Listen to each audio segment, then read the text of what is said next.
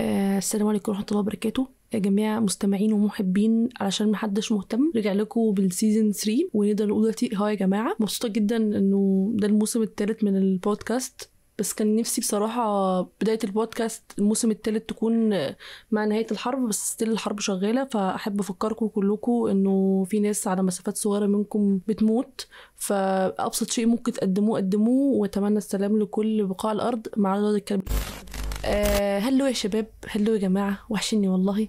بس بصراحة الموسم ده هيكون مختلف شويتين 3. قررت ان انا اخرج من دولابي واروح لترابيزة المكتب، ما بعدتش كتير عن نطاق الأوضة بس، واجيب ناس كتير معايا من اصدقاء محبين. كده مش هفاجئ اكتر من كده لان الانتاجية عندنا صغيرة شويتين والبادجت على قدها، فاتناقش معاهم على مواضيع انا مهتمة بيها وهم مهتمين بيها، بس ما حدش مهتم بينا غير احنا الاثنين، ونتكلم فيها. بس محتاجة اوضح قبل اي حاجة انه انا صاحبة المايك، فصاحب المايك بيتكلم اكتر، رأيه بيمشي اكتر، ولو الضيف ما عجبوش الكلام ده بيتفضل يمشي وبيخرج بره اوضه صاحب المايك. المهم انه بدايه موفقه لهذا البودكاست قلت ابدا بشخص كان من بدايه الداعمين لهذا المحتوى الرائع التحفه، وهي اول واحد امنت بهذه الفكره اصلا من ايام ما كانت لا شيء يعني، وساعدتني بصراحه في الايدنتي بتاعت الديزاينز. ولو حد بيسال عن اللوجو فهي اكيد صاحبه اللوجو مقابل كوبايه شاي بلبن وبتزيد عاطفي لمده 2 سنين. المهم يعني عشان ما اطولش عليكم، عشان هي طولت عليا بقى 2 3 بتزن من ساعه لما امي ظهرت معايا في هذا البودكاست الجميل في الموسم الثاني. قالت لي يعني اشمعنى امي؟ هبقى انا وامي. فمعانا ومعاكم اختي العزيزه،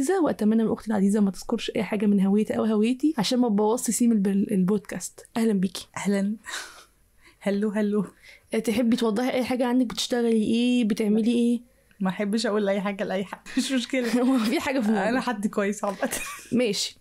اسباب من فكره البودكاست او ال10 حلقات بتاعت الموسم ده ان انا هختار مواضيع، هختار اشخاص على درايه بالموضوع ده او عندهم بوتنشال ان احنا نحكي او نتكلم في الموضوع. فاخترت موضوع الحلقه ده وهو التردد. طبعا اتفاجئ انه ده موضوع اول مره تسمعيه. انا اصلا ما اتفقتش معاكي قبل الموضوع خالص، ومفاجئ زي الجمهور بالظبط. المهم جدا انه التردد. فبصراحه انا لما جيت فكرت احسن حد ممكن اتكلم معاه في التردد مين، فما شوف ما شفتش حد في حياتي قد تردد اختي بصراحه، عشان انا مش متردده طبعا في دي. انا لسه بقول ما شفتش حد في تردد اختي. انت بتحاولي تلحقي اقول قبل؟ يلا لا مش مهم. المهم ما شفتش حد في ليفل التردد بتاع اختي، فقررت ان انا اعمل حلقه معاها اتناقش معاها عن التردد والفرق بينه كشعور وكشخص متردد ومميزاته وعيوبه، كل بقى الحاجات الجميله اللي حواليه الموضوع. فاهلا بيكي. اول حاجه، انت تعتقدي ان التردد هو شعور عادي ولا لا؟ قبل ما تجاوبي انا عارفه الاجابه، فبعد ما تقولي ايا كان اجابتك انا هرد عليكي، بس اتفضلي. شعور عادي او لا؟ حاسه ان هو شعور عادي. طبيعي ان الناس تحس بيه، بس في ناس بيبقى عندها الموضوع اكستريم وناس عادي يعني. حرقتي الفكره اللي انا كنت اقولها، وهو تعالي نتفق على حاجه. يعني انت متفقين دلوقتي انه التردد شعور عادي زي الخوف والحزن والقلق وكل الكلام، بس الشخص اللي عنده انكزايتي هو عنده القلق بحبتين 3. فكذلك الشخص انا ما اعرفش المسمى حقيقي المرضي، لو في مرض اسمه مرض التردد النفسي انا مش عارفه، بس ممكن نسميه ايه؟ بس ممكن نسميه احنا تي اي حاجه يعني نسميه 3 4 حروف كده، فاهم؟ اللي هو زي مثلا ADHD فنسميه FRD مثلا. ايه FRD؟ لا اسمها ايه استني والله الله ما حدش نخرب براد عادي. لا عايزين نختار اسم منطقي انا وانتي نسميه لهذا المرض الترددي اللي ما حدش صنفه غيرنا. ايه تهدي من التردد يعني؟ الالف. ايه كليشيه يعني ده؟ بفكر ايه الكرياتيفيتي ده؟ تعالي نسميه اسم ايه. هسيب لك الاختيار. THD. THD تمام جدا ماشي. فالشخص عنده THD المرض اللي انا وانتي صنفناه، والشخص اللي عنده مشاعر التردد العاديه. تمام. طب ماشي، انتي مقتنعه بالمنطق ده؟ تعالي نشرح للمستمعين الأغبياء اللي مش عارفين الفرق بين الTHD والتردد أو الحيلة العادية. هضرب مثال ضربته قبل كده ليكي في التسجيل اللي فات اللي احنا ما نزلناهوش للنور. تمام؟ لو انتي رايحة مطعم، تمام؟ حوار المطعم ده بيتكرر. الجوع كافر زي مش مطعم. انتي جالك فرصه، لا خلينا في المطعم، مش جالك فرصه من بلدين، من مثلا الخليج، ايا كان دوله في الخليج يعني، بمرتب مغري باهظ. ايوه باهظ بالظبط. وجالك فرصه برضو من اوروبا وبلاد اوروبا الجميله بمرتب يعني ايه باهظ برضو. فساعتها هنا العيوب او المميزات متقاربين والريسك متقارب من كل احتمالين. فطبيعي ان انت كأي انسان طبيعي تترددي وتقولي تقول انا هاخد اني قرار. فهنا سبحان الله بسجل الصبح وبسجل بالليل، الوقت ابن الكلب اللي قاعد تحت الشباك بيلعب بالثلاث كور موجود. يعني يا جماعه اللي بيسالني ما بقتش اسجل ليه، اعتقد دي سبب من الاسباب. في طفل تحت متردد مش عارف يعمل ايه، فعمال يلعب بالثلاث زلطات ولا 3 زلطات ايه يا بنتي؟ بتبقى هي 3 كور محطوطين مربوطين بخيط، تمام؟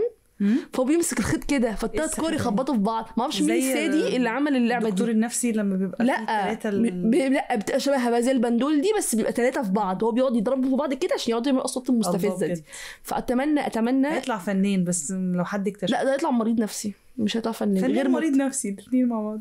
المهم انه حسب الله الوكيل في اللي اخترع اللعبه دي. المهم نرجع لموضوعنا تاني. فهنا الفرص متقاربه، فطبيعي ان شخص يتردد مش عارف يختار ايه. لكن نيجي مثلا لمثال تاني، شخص عنده فرصه في سوهاج، مع احترامي كامل لسكان سوهاج، وفرصه في الخليج، ده مثلا 1000 جنيه والتاني 25,000 جنيه. لو هو تردد يبقى هو في حاجه غلط، يبقى هو متردد.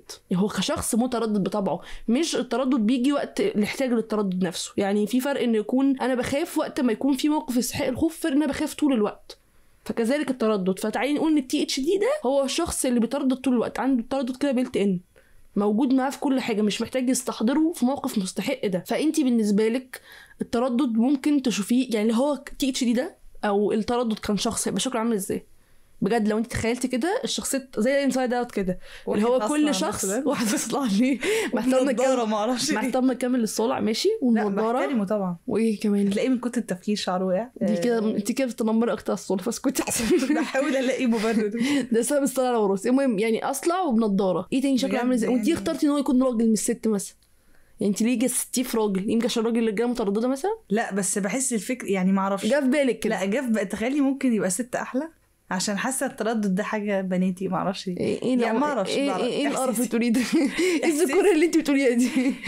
من شويه كنت الراجل عادي يعني. مش مشكله لو خبطتي في راجل ما عندناش مشكله. انت عارفه ان 70% من المستمعين هذا البودكاست ستات، فاكيد محتاجين نديهم الفاليديشن اكتر من الرجاله، او يعني الشوت اوت اكتر من الرجاله يعني. المهم ان هو اصلع وبنضاره. ايه تاني؟ شكل طويل، لابس مثلا اخضر ما اعرفش ليه اخترتي اللون ده الخير يعني. يمكن ما اعرفش. انت بتفكري ممكن اصفر فعلا يبقى. لا بجد يعني ماشي. وتعتقدي بيتكلم بأني لهجه؟ بيتكلم ازاي مثلا كده يعني؟ فيجوالايز معايا. المفروض ان هو يتكلم بلهجه عاديه عشان الناس تفهمه. ماشي. انا اقول لك انا بشوف التردد شكله عامل ازاي. واحد بقرا زي الجداره بالظبط، نفس القرع اللي عندي. بس هقول لك مش هقرا. عارفه شخصيه الناقد بتاع فيلم فار الطباخ، الناقد اللي هو بتاع الاكل ده؟ بس مش فاكره الملامح بتاعه. انا بحس التردد ده هو نفس لا ليه لا بحس انا بحس كده شيء طيب عامه. ما انا مش بقولك شرير، انا بقولك هو الناقد ده ما كانش شرير، بس كان لا كان عميق كده. فكنت بحس ان هو ده تردد. لو شفت التردد في حته اقول ده شخص. بس انا حاسه التردد ده المفروض يبقى ايه، كائن طيب كده عايز الخير، لان هو اكيد يعني اي انسان بيتردد. يعني انت مقتنعه ان اي حد متردد شخص خير؟ لا مش خير، بس غالبا يعني بيبقى النابع اللي جواه ان هو عايز ياخد الاكشن الصح مثلا. طب تعالي ندخل في حاسه ان هو حاجه يعني عندها عيوب كتير طبعا، ليها عيوب كتير اللي هو صفه التردد يعني، بس ليها مميزات حلوه اللي هي انه الانسان. طب زي انسايد اوت انت قلت شايفه لونه اخضر، يعني انت عارفه ايه اللي كان لونه اخضر في انسايد اوت؟ كان لا ده كان الاشمئزاز باين حاجه كده. عشان الاخضر، مع ان الاخضر ده ليه معاني حاساها كيوت يعني. ماشي. المهم ندخل في صلب الموضوع. انت تعتقدي كده انا مؤمنه ان مفيش حصر للاسباب بتاعت اي مرض او اي سبب او ايا كان، بس تعالي انا وانت كده نفجر اوت كده ايه الاسباب اللي يخلي شخص متردد عنده تي اتش دي بتاعتنا لو انت اخترعناها. انه عايز الافضل مثلا، يعني فكره السعي للكماليه يعني ممكن تخليه متردد. البرفكشنزم فعلا. فان هو طول الوقت بيحاول يفكر يحط الاوبشن اللي التوابع بتاعته تكون افضل مثلا بيرفكت 100%، فبيقعد يتردد اكتر عشان عايز الاحسن يعني مثلا. او هو مش عارف مثلا يعني هو يعمل ايه. في ساعات كده الواحد بيبقى مش عارف. التوهان ده اسمه توهان. تايه مش عارف. بس التايه مش هيخليه متردد، هيخليه تايه اصلا مش عارف يختار ايه عشان هو تايه. ما هو هيأثر على تردده. كنت فيعني كده سببين، ان هو بيرفكشنست او ان هو شخص بيسعى للكماليه فعايز يختار احسن اوبشن باحسن حاجه. تاني حاجه ان هو شخص تايه فمش عارف اصلا هو عايز ايه، فمش عارف الافضليه من ايه لايه. انا اعتقد تالت سبب مثلا عدم ثقه بالنفس، ان الشخص ممكن فعلا مش واثق في قراراته فعايز ياخد مده اطول، لانه عارف لو اخد القرار دلوقتي واعتمد بس على تفكيره هو كده. عشان كده مثلا تلاقي ناس بتتردد بيسال حواليه انا اعمل ايه، اتصرف ازاي. هم مش مترددين بس ان هم بيسالوا نفسهم ياخدوا القرار، لا هم بيلجأوا للي حواليهم هو انا هاخد القرار ده ازاي، عشان هم مش مصدقين في نفسهم كفايه، شايفين ان قراراتهم كفايه او تفكيرهم مش جيد كفايه ان هو ياخد القرار، فمحتاجين راي كمان فوق رايهم عشان ياخدوا القرار. ده احساسي مثلا، ده بوينت. برضو حاجه انه ممكن يكون بيخاف او مش عايز ياخد مسؤوليه توابع القرار. في ناس عادي بتبقى اللي هو في كوميتمنت عايز ياخد القرار، وبعد كده بعد ما يخلصوا لو حصل حاجه وحشه بقى حد يشيل، يعني مش حد يشيل، بس ده مش ان هو قصدك ان هو تردد ويروح يقول لغيره عشان كده يعني متردد فمش عارف ياخد القرار، فحد قال له طب اعمل كذا فيعمله، بعد كده يحس ان هو انت اللي قلت يعني يعني يرمي المسؤوليه على الشخص اللي ساعده. الاساس بتاعه انه خايف من اي حاجه بعد كده جاي. خايف ان هو اللي ياخد القرار، يعني عايز حد ياخد مكانه القرار مثلا. ماشي، دي برضو ممكن ما تحسبش قوي، تحسب fear of commitment اكتر ما هي كونها تردد يعني. ممكن فعلا. ماشي، يبقى احنا كده عندنا 3 اسباب ولا 4 اسباب مش فاكر، ما بنعدش عدد يعني من الاسباب. اعتقد برضو ان الشخص اللي بيكون بس دي في مواقف محدده مش متردد طول الوقت، بس لو عنده خيارات كتير قوي في حياته، يعني هو شخص قدامه احتمالات كتير قوي، فاعتقد دي ممكن يكون فيها تردد، بس دي اعتقد في المواقف معينه، يعني هو مش هيبقى موجود التردد عنده طول الوقت، هيبقى بس في المواقف اللي فيها اختيارات كتير مثلا. اعتقد برضو الخوف او القلق نابعين برضو، يعني اكيد اللي عندهم انكزايتي مش طول الوقت بيترددوا، بس احيانا في مواقف كتير بيخافوا. فاصل ديني وارجع لكم تاني. المهم ان انا كنت بقول انه برضو سبب من الاسباب هي الخوف او القلق المبالغ فيه اللي هو نابع عن الانكزايتي، ممكن يخلي حد يتردد برضو. انا اعتقد ان في سبب تاني، الخروج من الكومفورت زون، انه الشخص ده دي مساحتي الامان، انا مش هطلع براها، فانا خلاص مش هعمل، يعني في اي موقف هيخليني افكر اني اطلع براه هيخليني اتردد. يعني ممكن الشخص اللي مثلا كان حيران بين سوهاج وبلد تانية ان هو بس مش عايز يطلع بره منطقه مصر، هو مقتنع مثلا، معرفش مين المختل اللي اقتنع بكده، بس انه هو الامان بتاعه ان هو يكون في نفس محافظته او على الاقل نفس الدوله، ما يطلعش بره بطياره، هو مقتنع ان الغربه دي مخيفه وبتاع، فدي ممكن تكون سبب من الاسباب. ايوه مخيفه، انا قصدي ان هو المجهول لمجرد المجهول عشان هو اتعود ان دي اسمها كومفورت زون، هو يكون عارفها.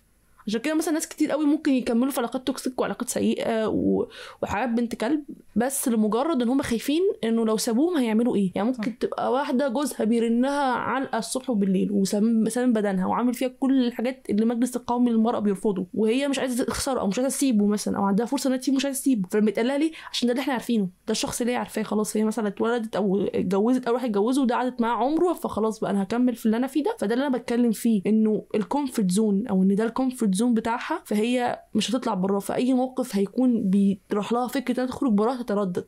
صح. طب انت تعتقدي يا شخص متردد ايه انواع التردد او ايه درجات التردد مثلا؟ يعني ممكن ايه مثلا 3، معرفش انا. لا عادي، انا برضو معرفش، انا وانتي دلوقتي بنقول معلومات طبيه. في اول حاجات خفيفه بين 2 اوبشنز، في واحد فيهم باين كده ان هو احسن من التاني، فممكن التردد لو الطبيعي، الشعور الطبيعي اللي بيجي الشعور العادي يعني اللي بيجي ممكن اوقات كتير. ممكن مثلا يبقى في تردد بين 2 اوبشنز، يعني انا حاسه ان ال3 مراحل دول ممكن مثلا يكون كل شويه الاوبشنز بتبقى قريب قوي انها تكون كويسه قوي هما الاثنين، يعني من ان الحاجه تبقى حاجه وحشه وحاجه حلوه، فانت بتتردد بس لمجرد اللي هو طب اعمل ايه، فهختار الحاجه البلان الاحسن. ليه بقى ان هي تقعد تزيد بقى انه الاوبشنز تبقى قريبه قوي انها الاثنين حلوين، فلو هعمل ايه؟ انا اقتنع مثلا معاكي ان الطبيعي الانسان يحضره التردد او شعور التردد في المواقف اللي الكبيره، زي السفر، زي فرصه شغل، زي جوازه، زي كل حاجه. بس انا مثلا بستغرب، بما ان انت شخص برضو متردد تفهمين اكتر، الناس اللي بيروحوا مطعم عشان يطلبوا اكل يترددوا في المنيو، انت مثلا منهم. ايه الشعور اللي بيجيلك؟ يعني بجد عايزاكي تشاركينا هذا الشعور. انت لما بتمسكي المنيو وبتقعدي فيه بالساعه الا ربع، وانا وامي بنختار في 5 دقايق هناكل ايه، يعني لو احنا رايحين مطعم عارفين انا وما في الطريق ان مثلا المكان ده بيعمل كذا وكذا فكذا، فاحنا هناكل كذا، بتبقى هي الوحيده اللي تقوم واقفه قدام المنيو ساعه الا ربع مراجعه عربي النهائي، مش ببقى فاهمه ايه اللي بيدور في دماغك ساعتها. هقول ايه حاجتين.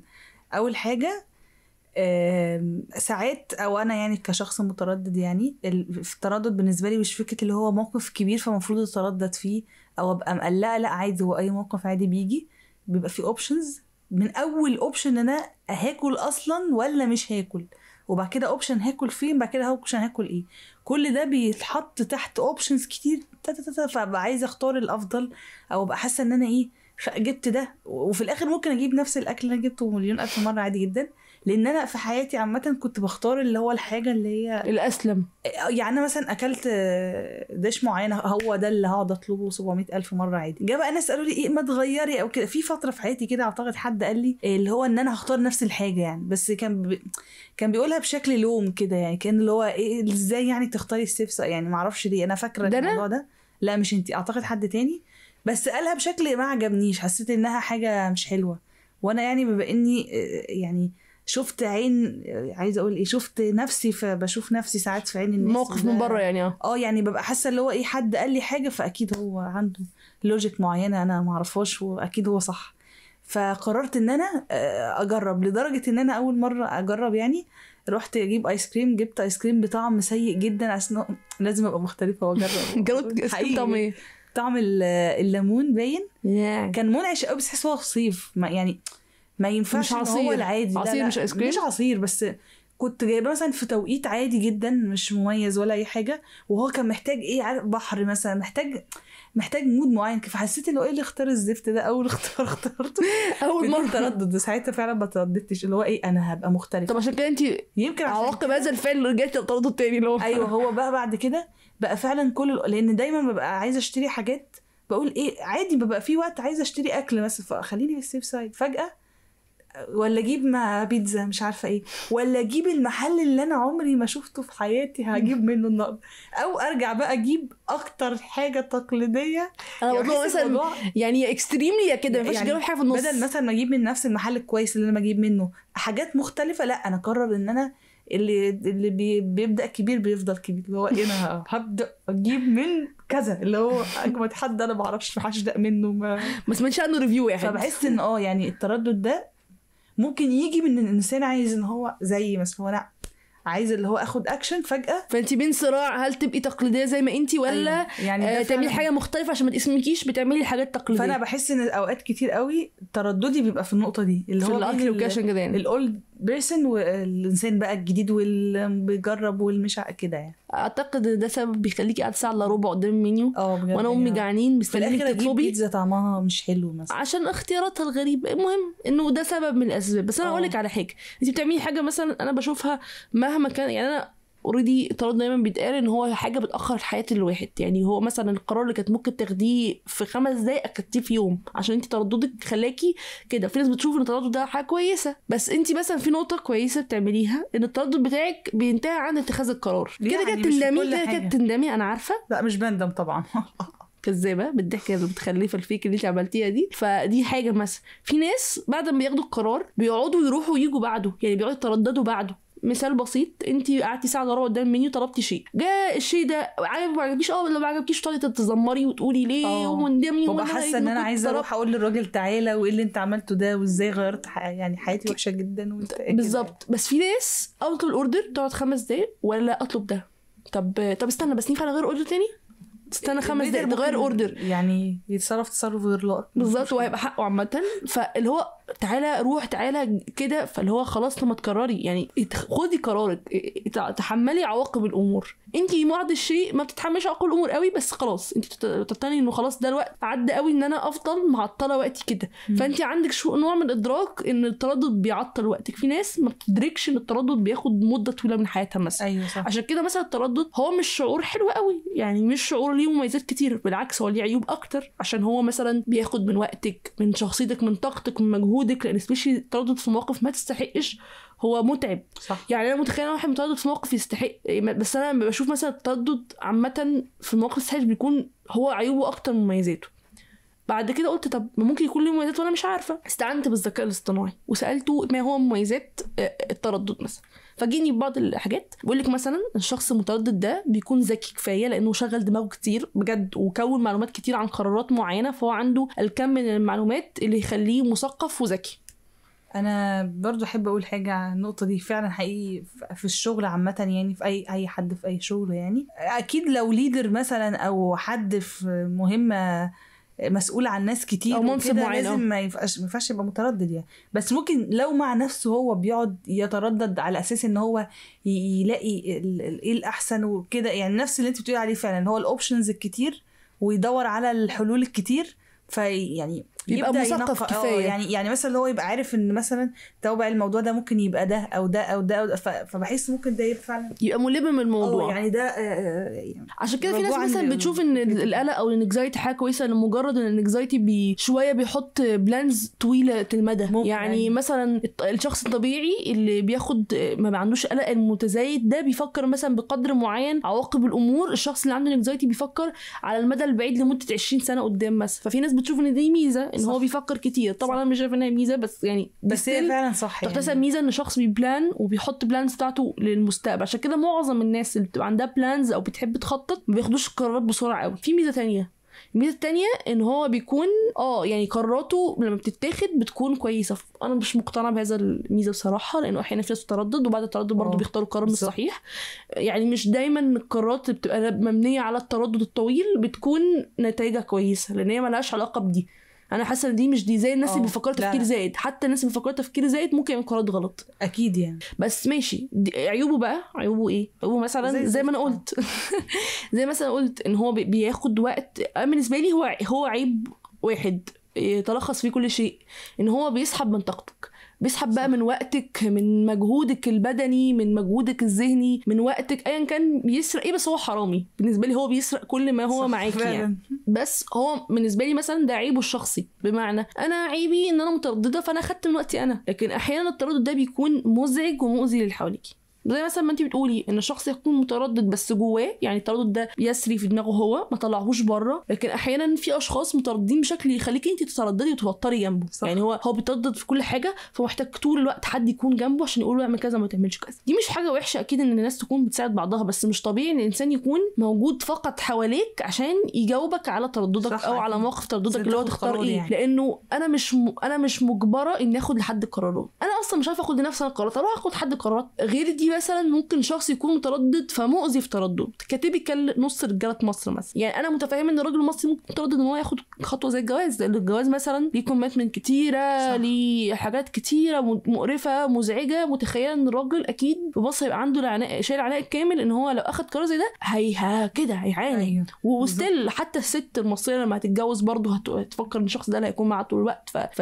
محتاج تختار كويس، محتاج ما تترددش تختار الشخص بشكل كيف. بس انا بالنسبه لي الناس بس بتقدر ان تدخل علاقه عابره، يعني علاقه اللي هو السلام عليكم تعالي نتعرف مثلا، بيبقوا حتى مترددين في ذلك. فدايما بيعملوا حاجه انا بالنسبه لي هي مؤذيه جدا، اللي هو اهلا بحبك، هختفي بكره ومش هرد عليك اقول لك ان انا مش هقدر اكمل في العلاقه. بعد كده هيجي بكره تاني واقول لك بحبك اهلا بيكي، بعد كده تاني يوم اقول لك لا سوري ما اعرفش ايه. كاتبك المثال احنا يعني قلنا انا وانتي البنت اللي بتقعد مثلا تطلب في مطعم فتقعد ترجع الويتر ويجي اعتقد الويتر ده سبلها 3 مرات وهو رايح جاي على الاوردر اللي هو بيتعدل فيه. كذلك في العلاقات اذا كان الست او الراجل مترددين. وعلى فكره هنا انا ما فرضتش المثال ان هو رجاله بس مترددين، لا الستات والرجاله مترددين. بس احنا عندنا مشكله ان احنا بنقول العكس، دايما بنشوف ان الستات هنا متردده او ان هي صفه تخص السيدات فقط. انا بشوف مثلا في معظم الحاجات في رجاله كتير متردده. التردد لما بيوصل لمرحله انك بيكون uncontrolled خالص. انا متخيله ان في مراحل تحكم في التردد. اول مراحل تحكم او اقوى مراحل ان انا اتردد جوانا بس، واحس لما التردد ياخد وقت كتير قوي من عندي ان انا اوقفه واقول خلاص انا هاخد القرار ايا كان بقى القرار. في مثلا تردد بيعيش مده طويله معاك وانت بتاخد القرار. في تردد ما تقدرش اصلا تسيطر عليه ويفضل جوه دماغك بتطلعه للبر بين الناس ترددك. فانا مثلا بشوف انه التردد مش حاجه تعيب حد، زي ما الانكزايتي مش حاجه تعيب حد، زي ما البوردر لاين مش حاجه تعيب حد. ايا كان التي اتش دي المرض اللي انت اخترعناه ده لو هو حقيقي او مش حقيقي انا مش عارفه. بس انا مش بتكلم عليه از سبه او از ان هو حاجه بقى وصمه عار، لان انت شخص متردد عادي. دي صفه في صفاتنا. يعني انا قلوقه مثلا بجد وانت متردده، اختين تحفه عامه مليئين كومبو امراض نفسيه بس دي حاجه احنا متقبلينها. مش هقول لك انا هفتخر بيها واقول ده انا عندي انكزايتي هلو او ايه ده، لا ده انا عندي تي اتش دي. والله تيجي حد جميل يقول لي ما هو حلها. ما اعرفش ليه ناس بتتوسم فيا خير او في اي حد بيعمل بودكاست ان هو يبقى عنده حلول الامراض. ده لو هو اصلا مرض انا والاخت مش عارفين. بس اعتقد ان هو بتبقى على حسب كل سبب هو اصلا التردد ده جالك ليه. يعني احنا زي ما قلنا في اسباب للشخص المتردد، فعلى حسب السبب اللي انت خلقته. يعني مثلا لو شخص متردد عشان هو ثقته بنفسه ضعيفه فهو محتاج الاول يشتغل على ثقته بنفسه. لو هو عنده اوريدي مشاكل زي الخوف او القلق ممكن يكون عنده انكزايتي فهو يحاول يكنترول الانكزايتي anxiety and then هيكنترول التردد. لو شخص مثلا من نقطه الكومفورت زون فيقرر ان هو يعمل حاجات بره الكومفورت زون عشان يعود نفسه ان هو ياخد قرارات عشوائيه موت، زي ما انت روحتي اكلتي ليمون مثلا، رغم ان هي حاجه غريبه عامه ما اعرفش الموضوع ده، بس انا قصدي انه ملهاش حل واضح صريح. ولو الموضوع بره اطار انك اتخذت الحلول دي وما عملتهاش، فطبعا احنا ساعتها بنلجا لايه فعلا. انت بتسمعيش البودكاست شكلك، اللي هي دكتور، اللي سيرفيس، اي حد لايف كوتش، على حسب نوع التردد اللي انت وصلت له. انا اعتقد ان التردد واضح جدا. انا ما اعرفش حتى التوتر THD اللي انا وانت اخترعناه ده مرض حقيقي ولا لا، بس لو هو مرض حقيقي نتخذ لدكتور، لو هو بس شعور مش اكتر ممكن نروح مثلا لايف كوتش، نقرا كتب بقى، اقروا تثقفوا بقى. ايه الشخصيه اللي انت حسيتي لما شفتي فيلم او مسلسل ان دي شخصيه متردده؟ يعني مش في بالي قوي حاجه الصراحه. يمكن مش عارفه، في فيلم كده بس انا ما اعرفش يعني الفيلم ده هو كان الشخص متردد ولا لا، اللي هو كان بتاع اسمه يسمان، اللي هو ايوه لو تفتكري، اللي هو كان مش فاكره الممثل اسمه ايه للاسف طبعا. جيم كاري. جيم كاري. انا عامه مش في بالي حاجه، عشان بحس ان كل الاشخاص اللي كانوا مترددين زي ما بتقولي تردد موقفي او في الموقف نفسه، مش شخص متردد عنده THD زي ما لو انت اخترعنا. اعتقد ان مفيش حاجه اتعملت اصلا عن التردد قوي يعني. لا ما اللي هو مش مفصله. يعني ممكن اللي هو بقى ايه، الانسان بيعدي بمراحل عادي فيها تردد عادي بتحصل وشيء طبيعي، يعني موقف في الحياه، فطبيعي لما يجوا يمثلوا برضو ممكن انا حتى جيت اصلي عارفه طبعا في البودكاست العزيز كل لما اديك بيه الامثال في الافلام بفتكر اي حاجه ليها علاقه بسبع جار هتلاقي. فانا حتى بفكر دلوقتي ايه الشخصيه كانت في سبع جار مثلا متردده، مش فاكره حتى كان في شخصيه متردده. لا اعتقد يعني مثلا لا كلهم كل البنات كلهم مترددين. يعني مثلا ايه، لا يعني هبه مثلا دي لما جت هي ما كانتش عارفه عايزه ايه، فدي حاجه تانية اصلا. ماشي، بس برضو كانت في اوقات فقبل ما تتخطب اللي هو اعتقد مين كانت متردده، عارفه مين كانت متردده؟ هالة. يمكن هالة كانت متردده جدا، يعني هي ما كانتش واثقه في قراراتها، مع ان هالة دي شخصيه رهيبه. تبدو ان هي شخصيه رهيبه، هي شخصيه مش وحشه، بس انا قصدي ان هي كانت بتحب يعني تبدو ان هي شخص واثق من نفسه، ما اعرفش بيحاول يتغلب على المشاكل العائليه اللي بس عنده، هو والترومز اللي بس هو ستيل عنده ضعف بنفسه وقراراته، فكان بتردد ذلك. حتى برضه دعاء كانت طالعه ان هي في مشاهد مسلسل من كتر يعني ما بسمعه على اليوتيوب بيحطوا تجميعة قصه فلانه. ايوه فيلم اساسا. ايوه بيكتبوا فيلم احيانا، بيكتبوا قصه دعاء وخطيبها كده، وساعه ونص حته بس لدعاء. فبرضه هالة دي كان جايبين لها تجميعة حاجات. مره كنت بسمعها. دعاء ولا هالة فكان جايبين فعلا في كذا سيتويشن ان هي كانت بالرغم انها واحده تحس انها جريئه جدا وبتاخد الاكشن اللي هي عايزه تعمله وكده، بس هي متردده برضو في موقف بتقف كده عندها اللي هو مش عارفه اعمل ايه. ايوه انا بحس كده، مع ان هي فعلا طالعه. بس دي واحده جت في بالي، انا بقول التردد دي اول واحده جت في بالي عامه. مع انها فعلا الكاركتر اللي المهم طالعه يعني. ممكن نطرح سؤال من هنا. ايه انتوا الشخصيات اللي شفتوها في سبع جار كنتوا حاسين انها متردده، او عامه في اي مسلسل او فيلم اتفرجتوا عليه، انجلش، عربي، ايراني، اسباني، مغربي، اي فيلم فيه كاميرا اتسجلت في الحياه وحسيتوا ان الشخص ده متردد، ممكن تشاركونا بيها؟ بس لا انا كنت اقول على حد بس اعتقد هو جبان مش متردد. اللي هو الفيلم المسلسل اللي لسه شغال دلوقتي اللي هو بتاع علي قاسم، اللي هو فقرة الساحر. اللي هو ماكس ده اللي هو كان جبان. لا كان جبان مش متردد. اتمنى يعني ما اكونش حرقنا حاجه لعامه المشاهدين او المستمعين. عادي يعني هو حاجه مش هتاثر في الاحداث قوي يعني. المهم يعني نصل هنا لنهايه هذه الحلقه العظيمه الجميله مع اختي العزيزه المتردده دائما وابدا. اتمنى ليكي اخيرا ما تبقيش متردده وتختاري حاجه من اول منيو وتشوفيه، مش محتاجين نقوم نستناكي ساعه الا ربع تاني. واتمنى لكل المترددين الهدوء الكامل والسلام النفسي ليكم وليا، والسلام عليكم يا شباب.